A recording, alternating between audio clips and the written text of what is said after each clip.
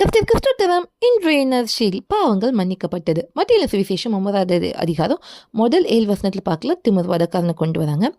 எதுக்காக வராங்க? சுகம் பெறதுக்காக. ஆனால் ஏசப்பா அவங்கள பார்த்து சொன்ன வார்த்தைன்னு தெரியுமா? உன் பாவங்கள் மன்னிக்கப்பட்டதுன்ட்டு.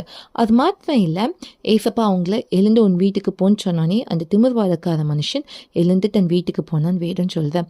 அப்போது இதில் நம்ம பார்க்க வேண்டிய ஒரு விஷயம்னா, உன் பாவங்கள் மன்னிக்கப்பட்டதுன்னு ஏசப்பா ஃபஸ்ட்டு சொல்லிட்டு தான் அவனை எழுந்து வீட்டுக்கு போக சொல்கிறாங்க.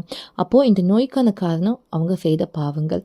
இன்றைக்கி இதுலேருந்து நம்மளுக்கு கருத்து என்ன தெரியுமா சொல்கிறாங்க?